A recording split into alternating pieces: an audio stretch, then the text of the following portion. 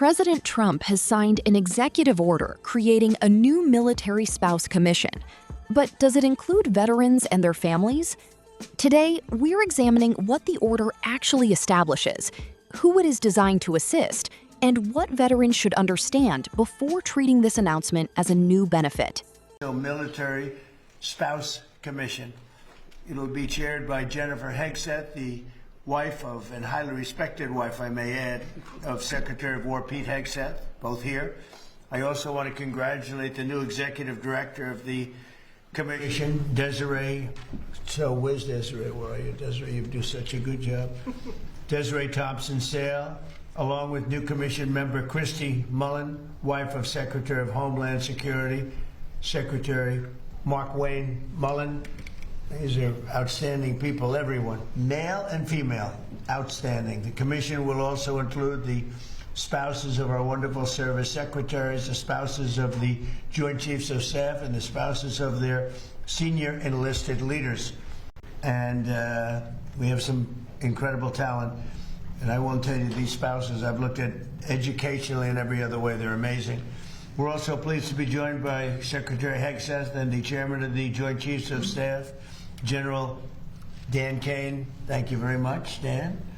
America cannot have the strongest military in the world without the love and devotion of our remarkable military spouses who make the extraordinary sacrifices for our country. They really are extraordinary. Many military spouses spend months separated from their loved ones while our heroes are deployed overseas. Military families also endure frequent moves and other unique challenges, and the challenges are legendary. They write books about them. This commission will provide recommendations for improving the quality of life for military spouses so that we can better support both our military families and the entire United States Armed Forces. The commission will develop suggestions to address particular challenges in housing, employment, healthcare, education, child care, and just about everything else you can think of. We've never had this opportunity. We're doing it now because we've done a lot for our military. We love our military. Every day our administration is fighting to give our military families the support they dearly need and they deserve. As part of the great, big, beautiful bill, we provided hundreds of millions of dollars for military child care and improved housing on military bases. It's being built, much of it's being built right now.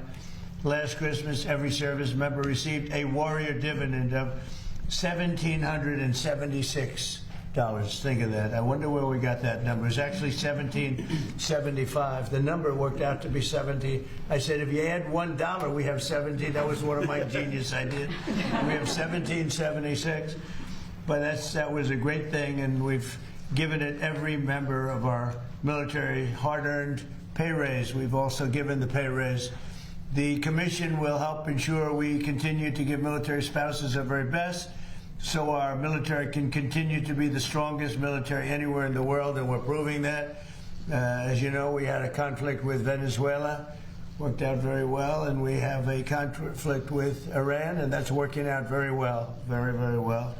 So now I'd like to ask Jennifer Hegseth to say a few words, followed by Pete, General Kane, and then I will sign the executive order putting this into play. And it's an order that's long overdue as far as I'm concerned, like by decades, and we're going to do a real job with it. And Jennifer, if you will, please.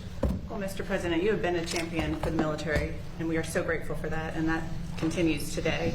And like you said, these are generational issues that are long overdue to address. And we have the most amazing women here who have decades of experience as military spouses themselves to take a look at it. There's really nothing we're going to find that they haven't experienced. And so between what they've experienced and what they know, we're going to really tackle these things.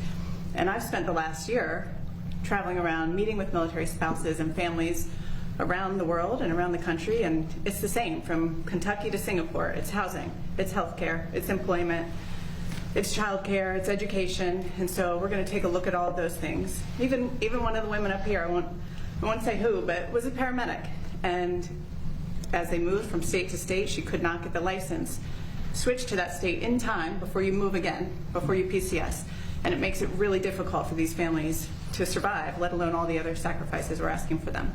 So this is a big deal today. We're super grateful. Every time Pete travels around, Secretary Hegseth travels around talking to the troops, he tells them the president has your back, and now the families know that you have their back too, and we are grateful. Thank you. Thank you, Jennifer. Great job. Thank you. How about you say something first, and then I can't then really we'll go top back that. into the general. You're not going to top I it. can't top that, Mr. President. Give it a shot. You're not going to. You know, it's Good job. It's true. Strong families equal strong formations. I mean, when you look at it from a military perspective as a secretary, our job is to make sure our troops are prepared and ready on behalf of the nation. And if your family's not taken care of, then it causes hesitations and complications for the warfighters out front. And so we say often, and we mean it, no soldier, no Marine, no member of the Joint Force serves alone. And so if we can address the issues of housing and make sure it's quality housing, make sure employment opportunities are maxed out, make sure child care is taken care of, make sure DOEA schools are the best in the world so that our military kids are being educated, the trade skills they might want to take the next chapter in life, if that warfighter knows that their family is good to go, they will go the extra mile, which is what our nation asks. So we're in for this. Is not one of those window dressing efforts. Jen's right. This entire group has mountains of experience, and they're raring to go to put it to use on behalf of the great Americans who serve our nation. And this is going to be full speed ahead to address every quality of life issue we can, which, Mr. President, you invested in the One Big Beautiful Bill. People don't know how much went into housing and into barracks and into pay. That's a down payment. And now with the $1.5 trillion, which we're working to get every dollar of, it's going to be a generational investment in barracks, in housing, in healthcare, in pay, in ways no commander-in-chief has ever done before. So, Mr. President, thank you for leading on this, and this commission's ready to go. Well, thank you very much. You're doing a fantastic job. General, please. Mr. President, Mrs. Hegseth, Secretary Hegseth, it's an honor for me to be here today at the launch of this commission. As we stand here now around the world, military service members are out doing our nation's business and ready to do what is asked of them. The foundation of American military readiness is the families, and the backstopping of all of that is the military spouses that serve behind them. Inevitably, every time somebody deploys, that refrigerator will break down, the car will break down. You think we're strong. American military spouses are 10 times stronger, and the lift that they carry is significant every single day.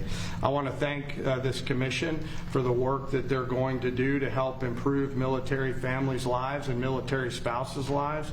It is a critical enabler for American warfighting capabilities. So to all of you here and all the work that went into putting this commission together, thank you. And Mr. President, we're honored to be here today. President Trump establishes Military Spouse Commission, but are veterans included? President Donald Trump has signed a new executive order establishing the President's Military Spouse Commission. The stated purpose of the commission is to improve the quality of life for military spouses and families while strengthening military readiness and retention. But an important question must be asked. Does this executive order include veterans and their families, or is it primarily designed for families of people currently serving? On August 3, 2026, President Trump signed the order establishing the commission. According to the White House, military spouses play a crucial role in supporting service members and maintaining the readiness of America's armed forces. But these spouses frequently encounter challenges that civilian families may not experience. Military families may be required to relocate every 2 or 3 years. Deployments can leave spouses managing households alone for extended periods, and frequent moves can interfere with employment, professional licenses, education, housing, healthcare, and childcare. The new commission has been directed to communicate with military spouses, identify their common concerns, develop policy recommendations, and submit annual reports to the president. It will examine housing, employment, healthcare, education, deployment-related support, and the overall well-being of military spouses. The new commission could bring greater attention to the challenges facing military spouses, but veterans and their families are not specifically included in the order. Should veteran spouses, caregivers, and survivors also have a voice? Let us know what you think, and follow Second to None Media. Real news, real stories, real impact.